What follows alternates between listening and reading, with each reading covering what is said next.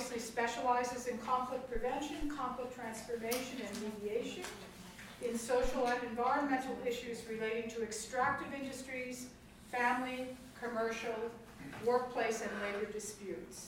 He's a mediator for the Office of Mediation and Facilitation Services of the World Bank, and for the Compliance Advisor Ombudsman, which is an independent accountability mechanism of the International Finance Corporation.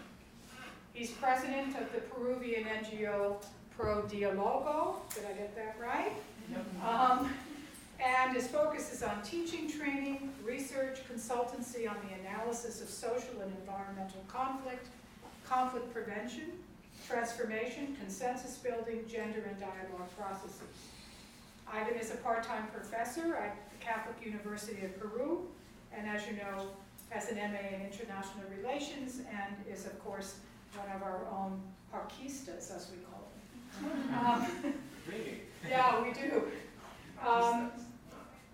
Ivan has written books and articles related to conflict resolution, and currently a student getting his master's degree, so he's a constant learner in gender studies at Catholic University of Peru. So please join me in welcoming Iván Ormachea.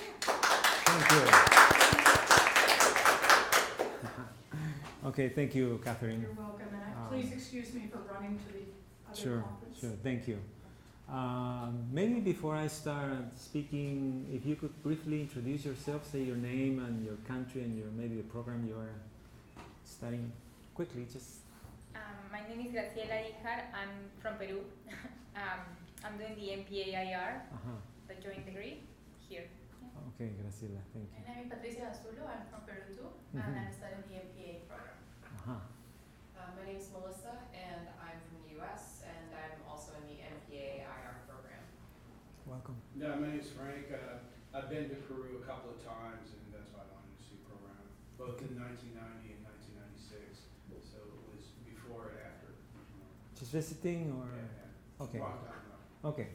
All over. Not that long. That was 20 years ago when I was here at Mac. So, yes, please. Temitope is my name. From Nigeria. I'm a non-free fellow with Maswell. But with some interest in South America. So. Okay, thank you. Yeah, my name is Zoran, and I'm from Kyrgyzstan. And we have also a lot of questions related to the mining. Okay. Wow, Kurdistan. Ah. I'm Brianna Carrier. I'm from the U.S., and I have questions about tribal relations in mining. And I'm Debbie from PARCC. Okay, thank you. Well, for me it's very special to be here today. 20 years ago, since the last time I stepped on Maxwell. So you can imagine how I feel. Really happy, excited. And gotta thank, these wonderful people that helped me to be here, Debbie, Catherine, Norma. I'm missing somebody, well, Luke Riesberg. I'm missing probably somebody else, but really very grateful about that. Well, I want to share basically some ideas related to the experience I had for the last 15 years. And I'll go straight to the point. I think we have until 1:30? 1:30. Yeah, so I'll try to not get too deep into the details. Maybe we can, reserve more time for questions, and answers. Well, something about the organization I work for. ProDiálogo is an NGO. We're very much into the world of conflict transformation, conflict prevention. We've been gathering, people who have been an interest in the field. It's a multidisciplinary team. And I think something important I want to point out is the type of role that we have, If you can see the second paragraph, it says we are an impartial third party. And for us, that's probably the most important asset that the organization has, because what we have seen during social conflicts in Peru during the last 15 or 20 years, but mostly 15 years, is that For instance, this type of conflicts related to mining or extractive industries, have affected so many people, and even to the governance of the country, that whenever they were, first on the political agenda, it polarized, both groups, the pro and the anti-mining, so to speak. So there were no bridges, to open up communication or to strengthen communication between the parties and to start thinking and reflecting on what is behind, the conflicts. This is basically conflict resolution stuff. So whenever we intervene, we always say to the party, we are going to intervene as an impartial third party. That means that we are not neutral. If you are into the conflict resolution, probably you know this very, very well, because being neutral is impossible. You always bring your values, your points of view, your perspectives. What you can do is, try to keep some sort of distance from all the parties. You can be impartial in that sense, but it's like being equidistant. You keep the same distance, but at the same time you become a resource whenever the parties require some sort of resource from you. For instance, training. That's something that we do, I have to say, whenever we intervene and the parties are willing, to participate in our work. That the first thing we try to do is training so that they can develop a common discourse in conflict resolution and problem solving.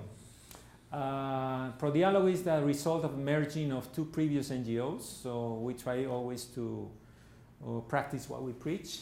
And since the year 2002, these two NGOs, the Peruvian Institute of Conflict Resolution and the Peruvian Center for Conflict Prevention, instead of competing against each other in several bids and proposals that we had to submit, we decided, we have so much in common, why not doing common work together? So, it's just like any regular couple, you get together, you live together, and suddenly you get married. So we got married in 2006, and this year we're celebrating our first 10th anniversary. Something I have to say very proudly is that in the year 2014, out of the blue, because we never applied for anything, we received this Outstanding Achievement Award from the international for an international organization from the ACR, the Association of Conflict Resolution. Okay, enough. Maybe something about Peru. Well, you can read that in that slide, basic figures and details, but something I have to say that, well, Peru is right on the coast of the Pacific Ocean in South America.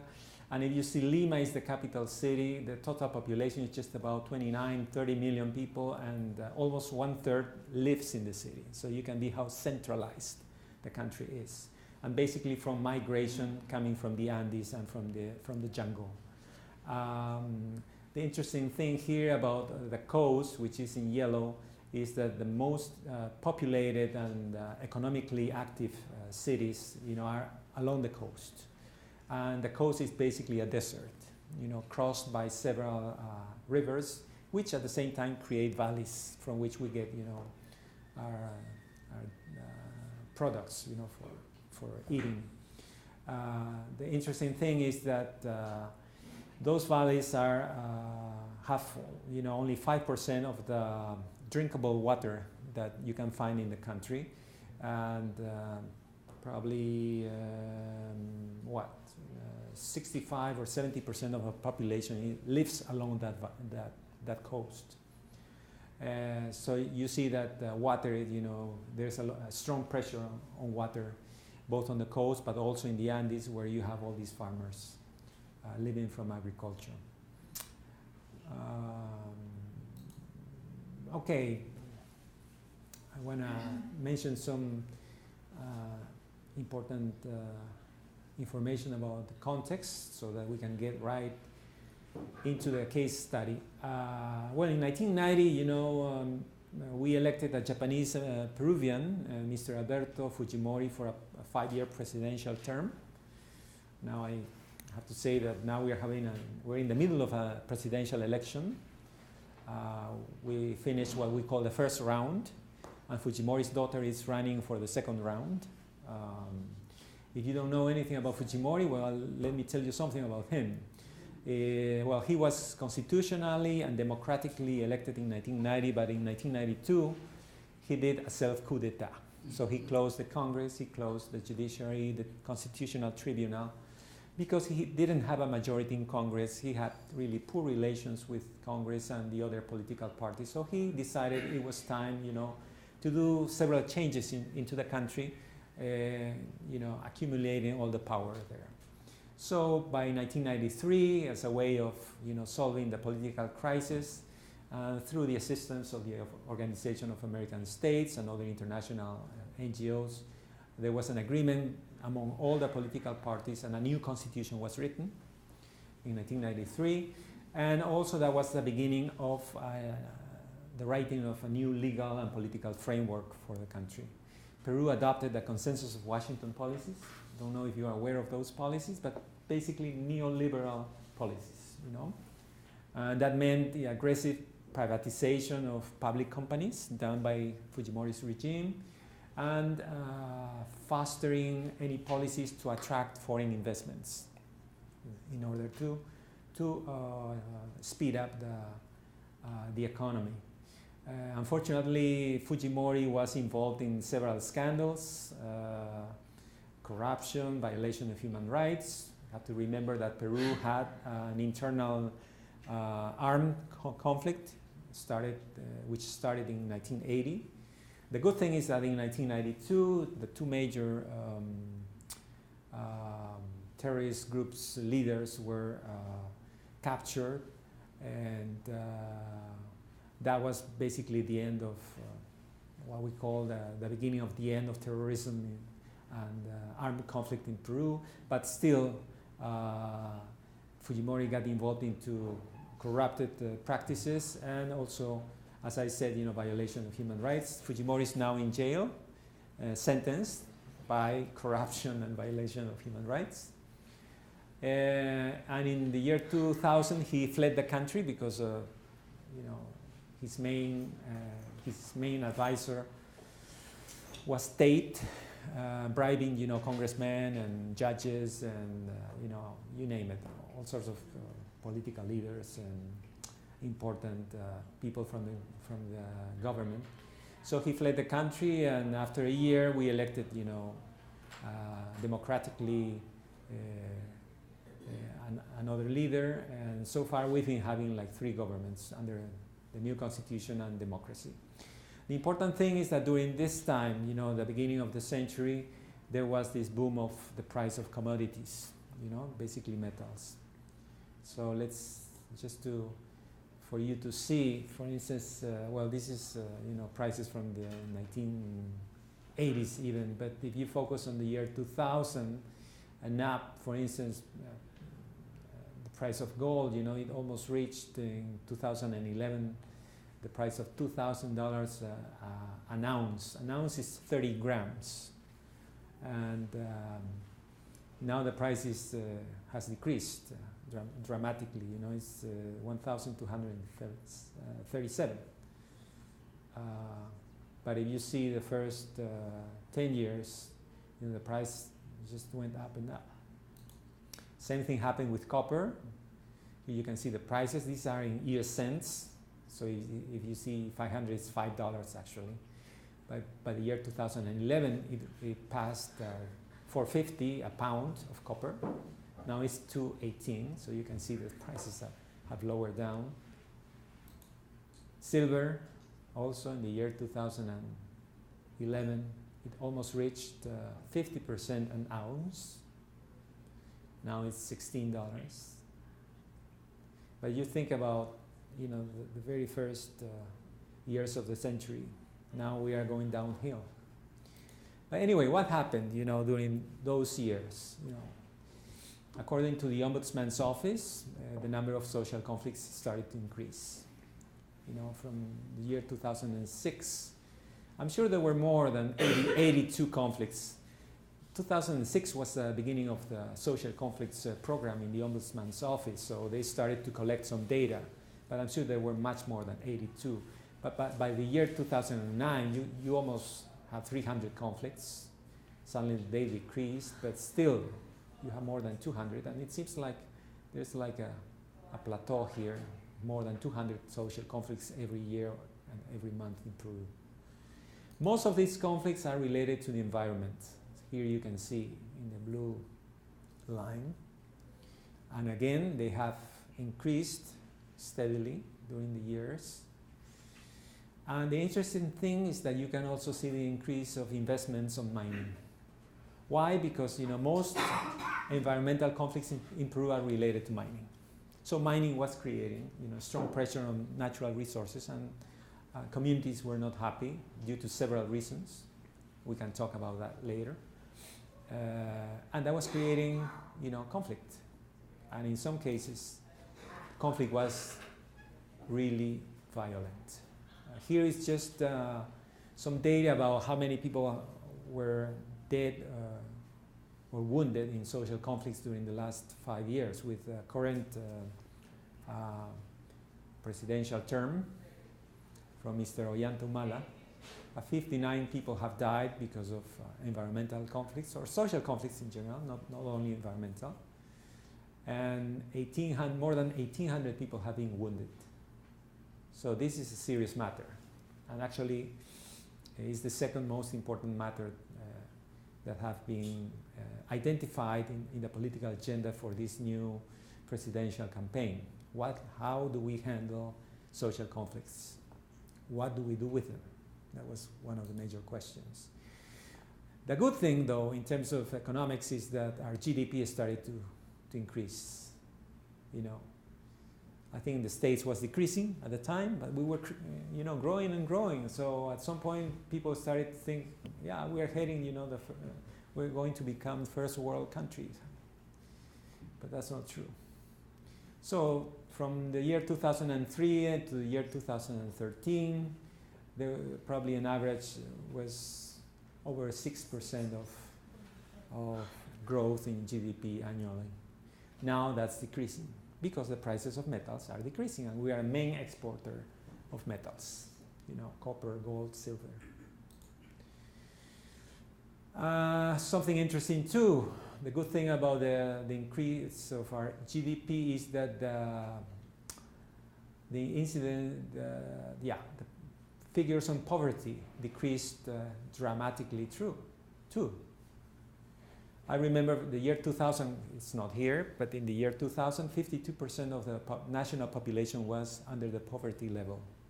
By the year 2002, it's 22%. So you can see there has been a huge impact favoring an important part of the people and strengthening what we call the middle class. But unfortunately, if you get deeper into figures, you realize, here maybe you cannot see it so well, but if you compare the rural and the urban population, what you have is that the urban, there is a huge gap between the urban and the rural. The rural have still a very high percentage of people under the poverty line. In the year 2007, it was almost 75%. 3 out of 4 people were under the poverty line. But now it's 46, I believe.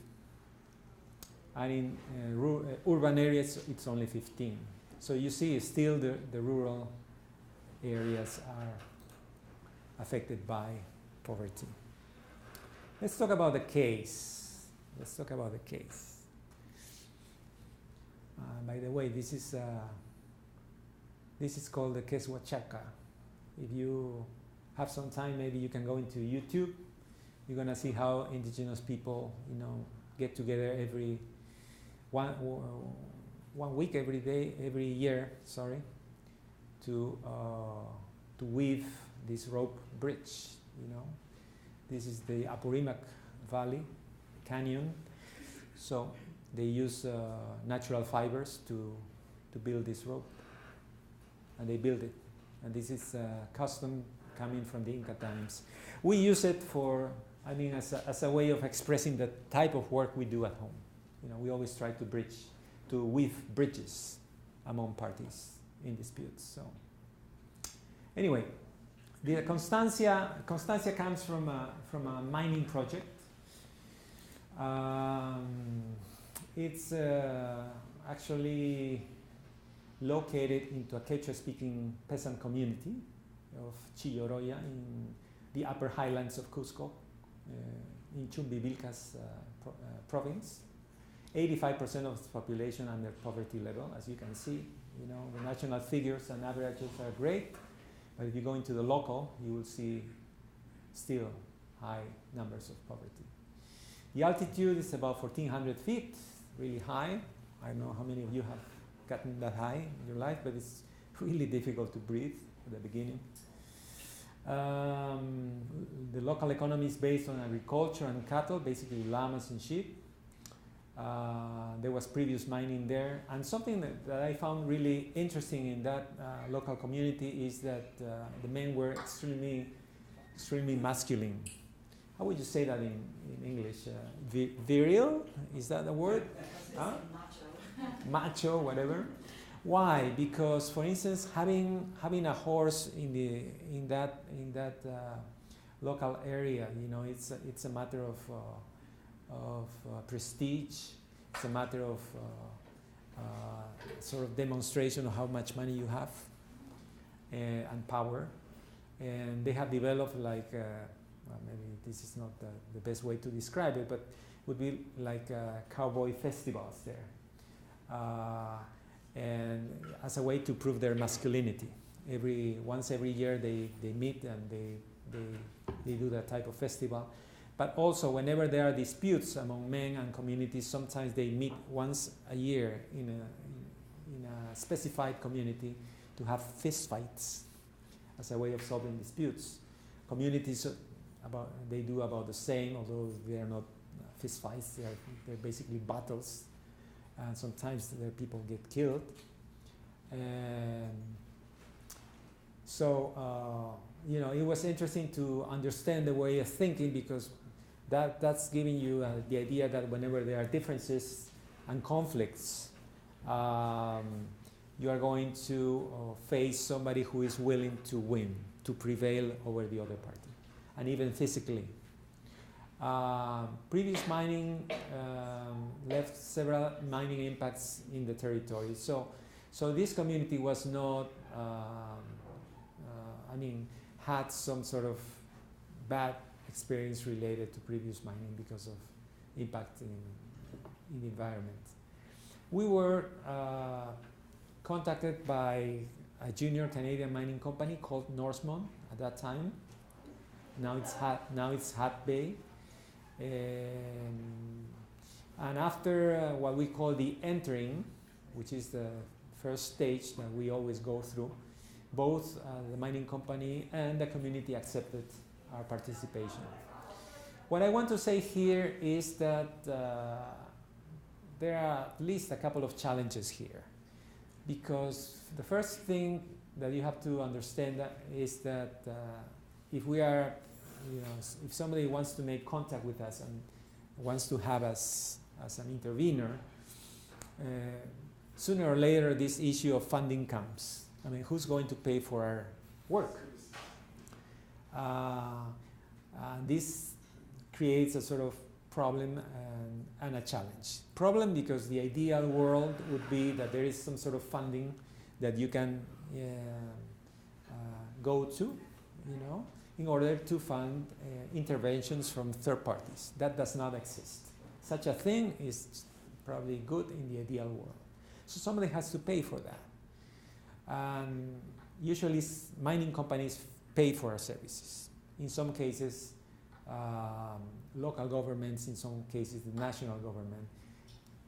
In rare cases, communities have enough money to pay for our services, but they provide some sort of support more into the logistical than into the financial.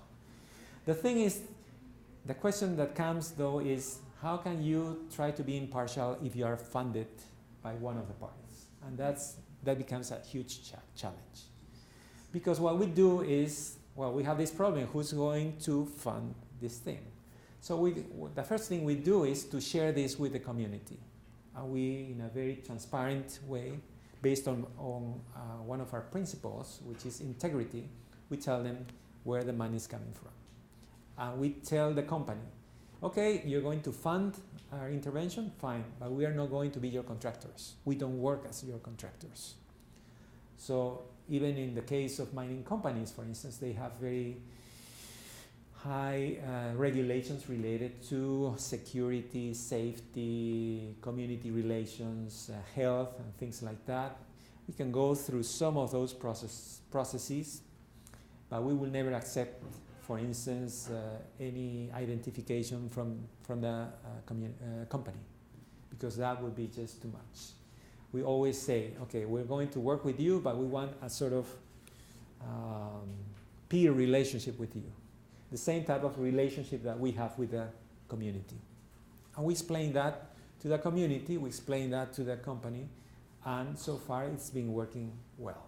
No? Although we know that the communities always want to see if what we say is true by the way we act in the field.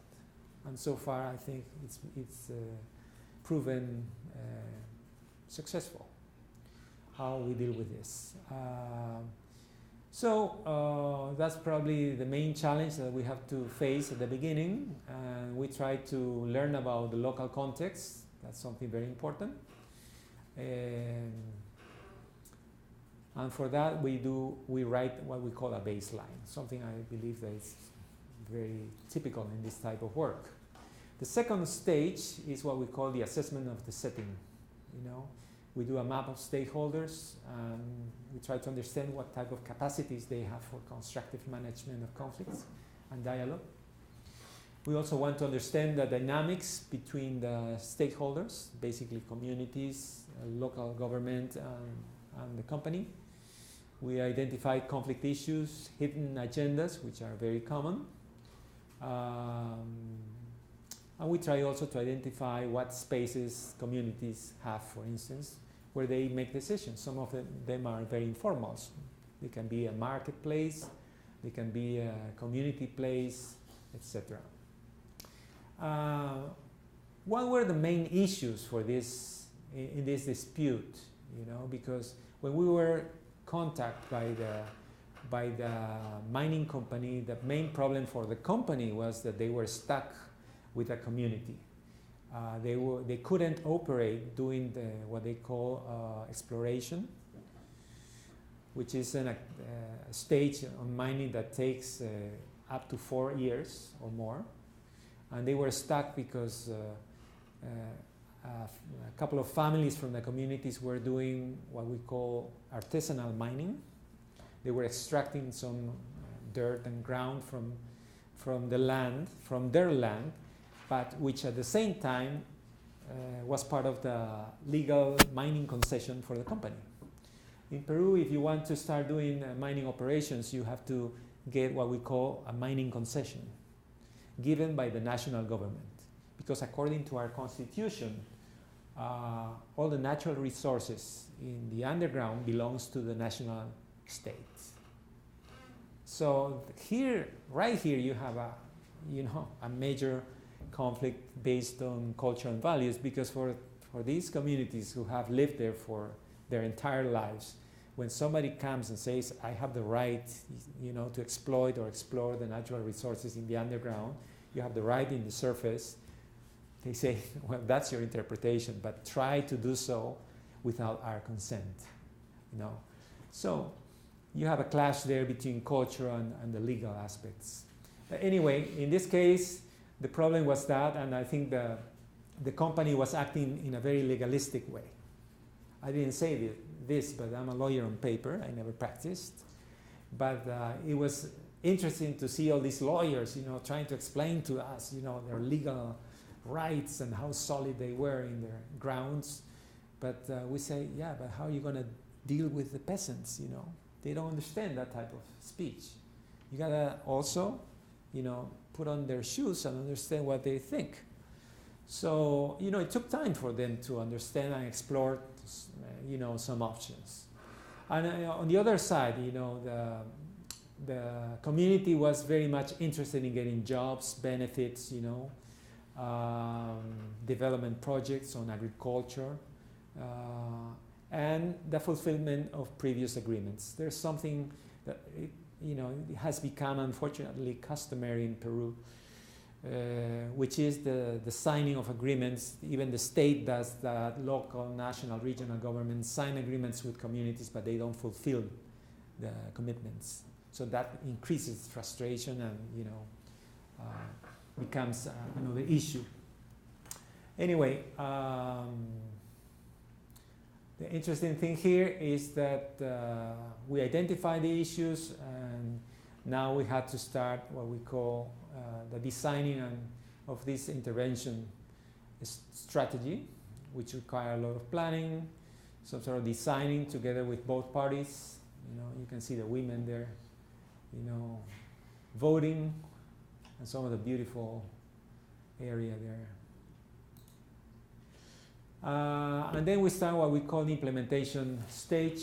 In this case, we had what we call a dialogue table. As you can see, there's no table. It was basically like a general assembly together with all the peasant, well, not all, but most of the peasant community. The interesting thing that we found out is that the peasant community itself didn't trust their leaders. And that's very common for several reasons. One of the reasons is that sometimes people think that they're going to be bought by the company because of corruption. Corruption is a major problem in our country. Or sometimes they want to believe, because they don't believe, so easily. We have an annual report coming from this organization, the Latino Barometer, and Peru is found one of the most, distrustful countries in Latin America. So we don't trust each other. Brazil is, I think, the winner. But anyway, they wanted to be there. I mean, the decision makers were in front, but there were a lot of people hearing, observing the process, and we were facilitating the meetings. What we always do, as I said before, is start a capacity building program, so that there can be a speech created, and we organize the process. I'm not going to go through that because I'm running out of time. Oops, let me see the previous here. How did we end this process? There was agreement, yes, there was an interesting agreement, and that required a lot of internal negotiation in both groups, within the community and within the company.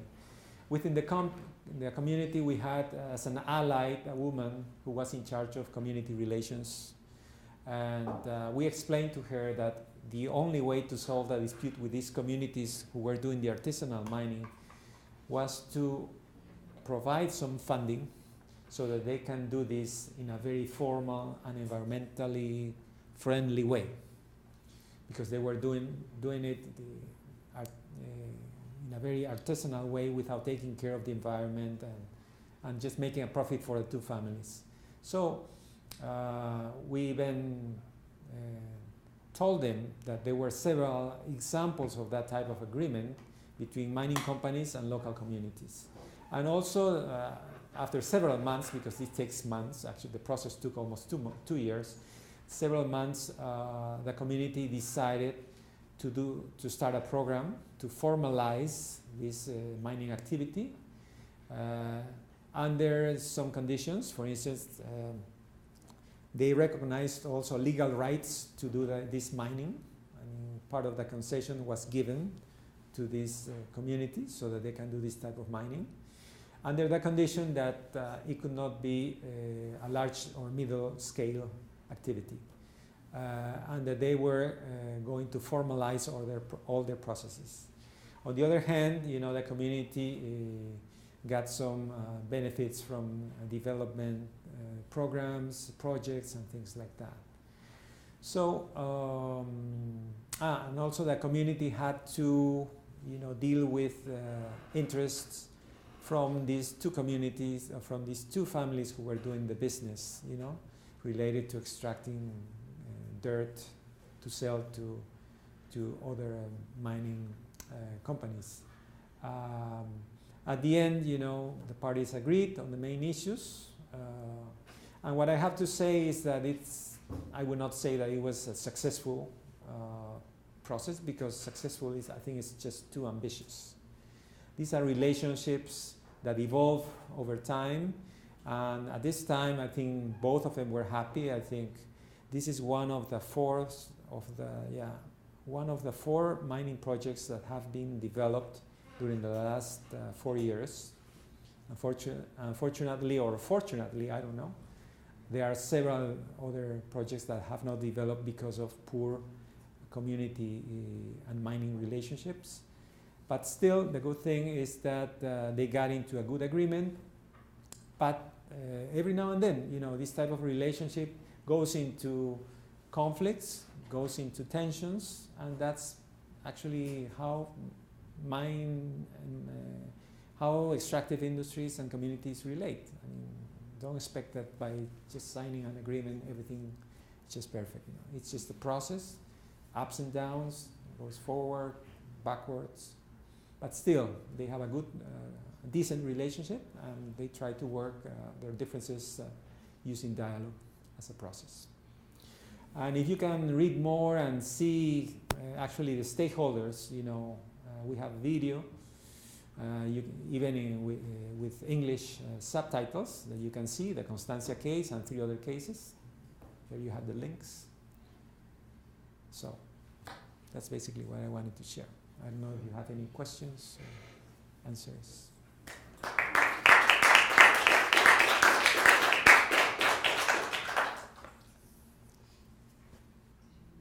Yeah. Questions. So, in your experience, would you say that the local governments sometimes are part of the problems and sometimes are part of the solution, and sometimes they oppose even the official position of the national government with regard to mining or oil or other extractive industries?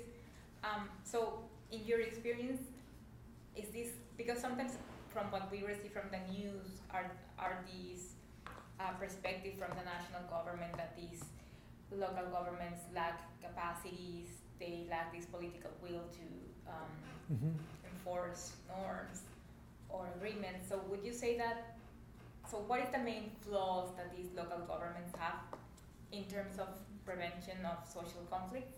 Yeah. And what is the role that they play, if they play a role in these scenarios? Yeah, actually that's a good question. I know you're Peruvian, so probably it would be easier for you to understand, but let me explain something. Middle and large scale mining projects in Peru are under the supervision of the national government. If it's a small scale project, the regional government, in which that project is operating, is the one in charge of supervising it. So here you have a serious problem. If the central government is based in Lima, how can it supervise, a project which is so far away? So you don't have people there. They depend on whatever information they get from the regional government. Unfortunately, the main problem between the regional and the national is that sometimes they don't understand each other. They come from different political parties. Sometimes the regional office on mining doesn't have the resources, doesn't have the staff or the knowledgeable staff, to provide some sort of information. So in this case, for instance, the community didn't want to deal with the government in any case, not the local, not the regional, not the national. We always try to think, and also mining companies, bring the state, because actually the social needs that you see in this case and in many other cases in this type of territories is that communities lack, health, educational services, water supply, electricity, and things like that. And the important thing is that government assumes its responsibility to fulfill those wishes. Unfortunately, the state or the government is absent. And the first thing that the communities demand to the mining companies are these type of services. So whenever there's this type of process, we try to bring the state here, but communities sometimes, and we have seen that in several cases, they don't want to have the state. And in some cases, not in this case, the local government is seen also as a sort of a competitor of resources, because the local government will also have some demands on the mining company. So I think that's one of the problems of this type of interventions, which I think makes us realize how much work you need to do to institutionalize, these agencies, these governmental or government-related agencies, so that actually they could do this type of work, not depend on a third party or not depending on funding from a mining company. Some things have been done to improve this, but still, communities don't trust the state, as you can know. Yeah. Somebody else? Any other question? Okay, maybe I can just make a comment.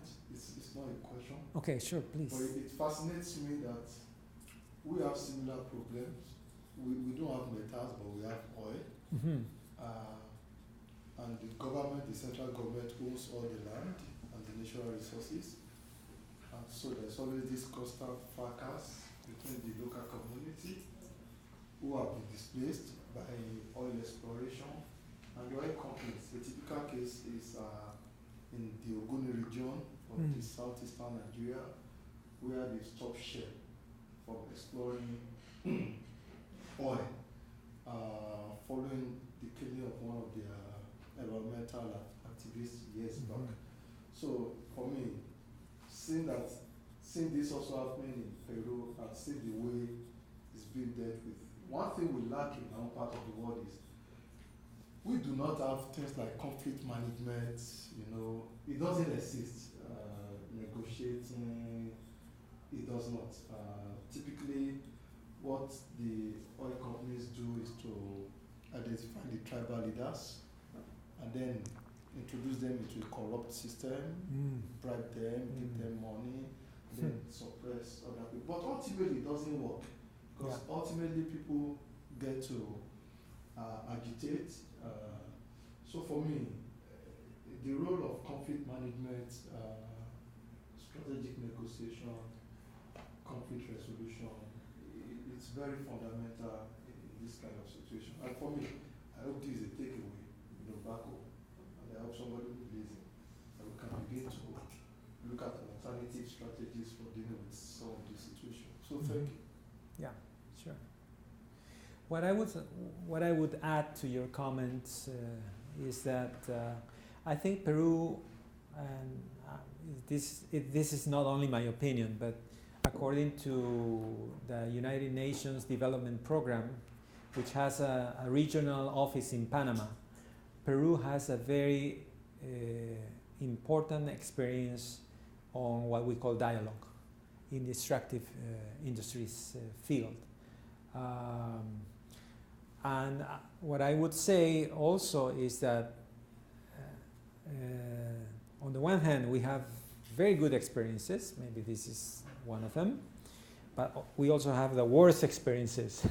But the good thing is that we are getting, learnings from both, from the good and the bad.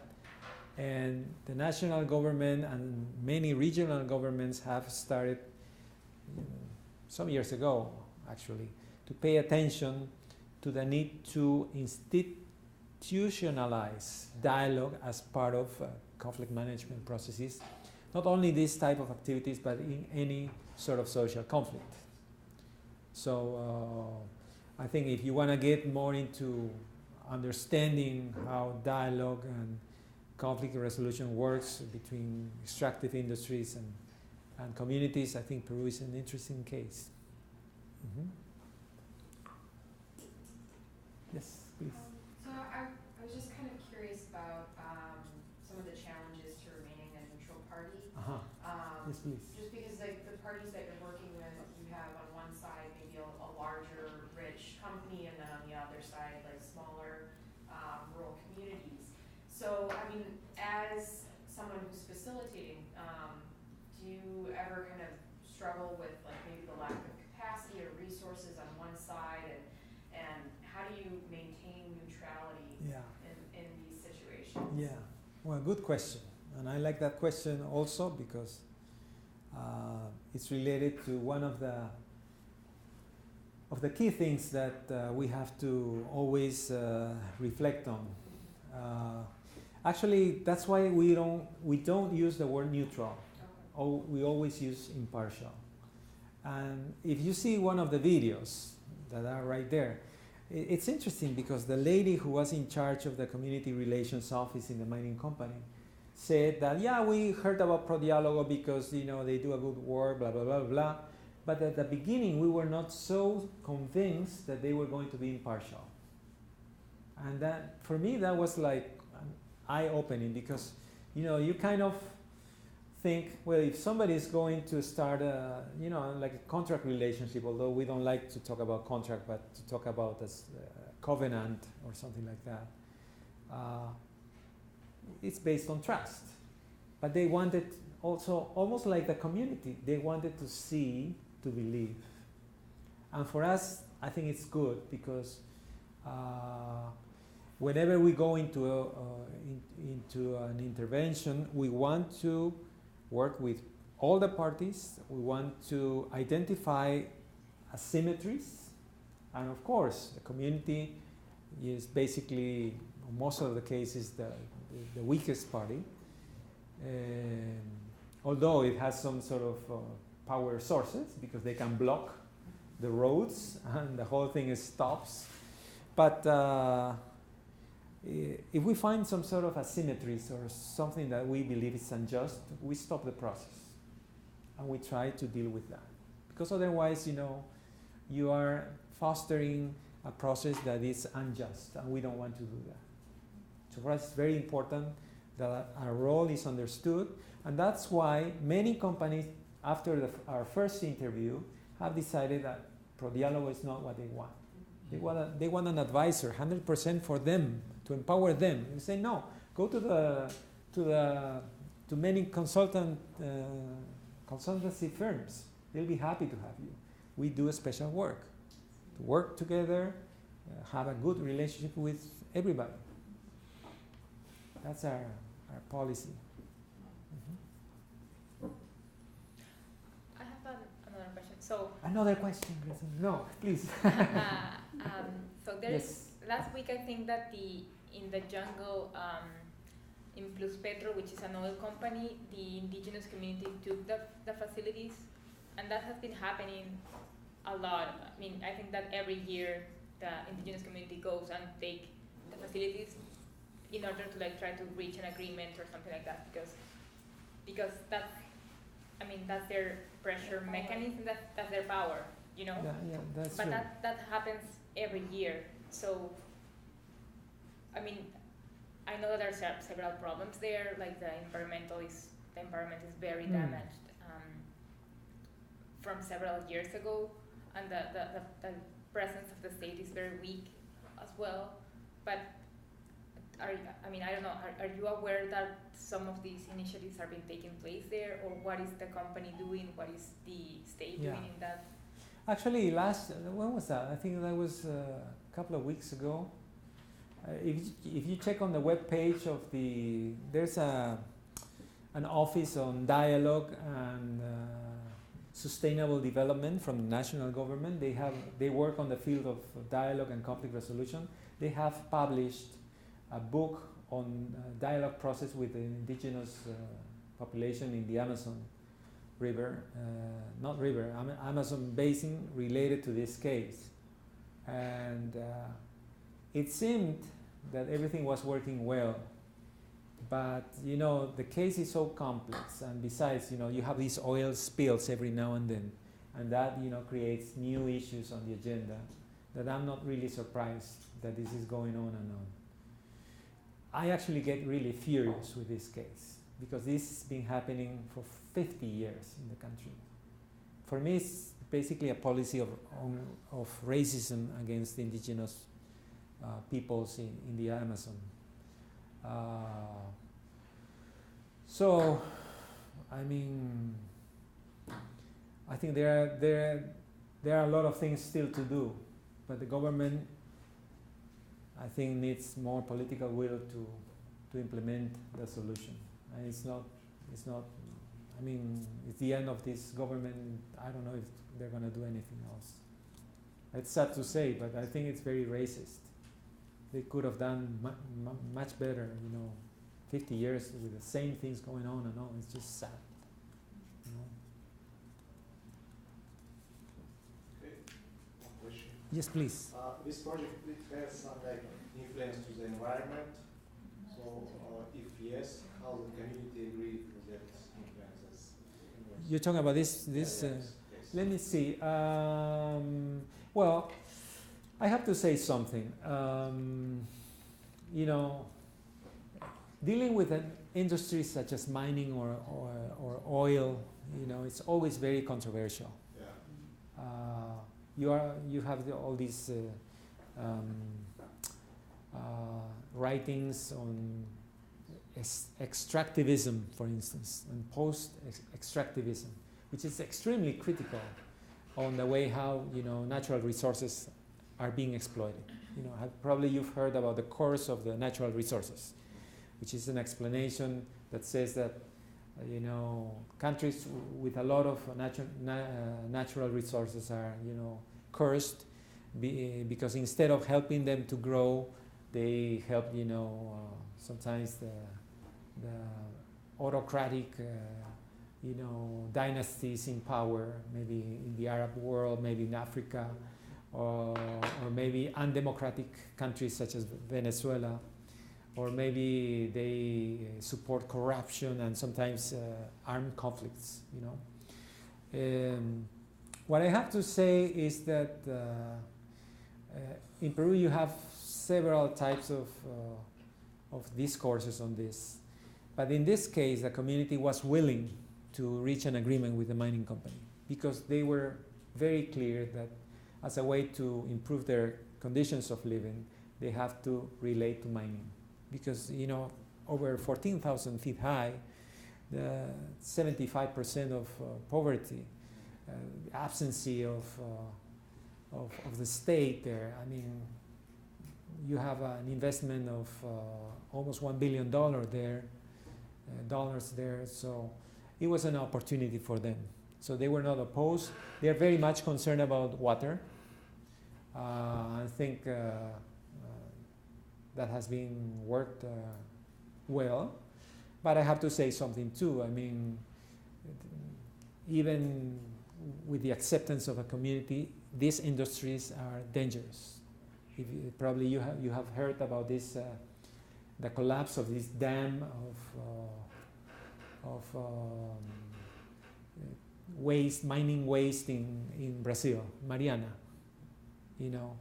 and that has been also a collapse in policies related to social responsibility because the two companies who are owners of these mining projects are well recognized as socially responsible in the field. I think BHP is one of them, which is Australian, and the other one I don't remember, but I mean, it's a dangerous activity. So even though you have the environmental impact assessments, studies, and you have the okay from the communities, you will always have to be concerned about that. An interesting solution that some communities have found, and also mining companies have found in Peru, is to create what they call local environmental committees, in which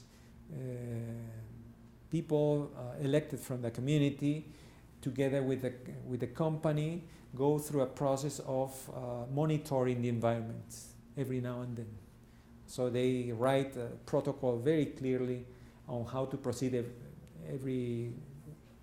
once every month or 2 months, just to check on water, on soil, on air. And that's a way to create trust too. So that has been an interesting experience too in Peru. Mhm. Any other questions? So let's thank Ivan for joining us today. Thank you so much. My pleasure.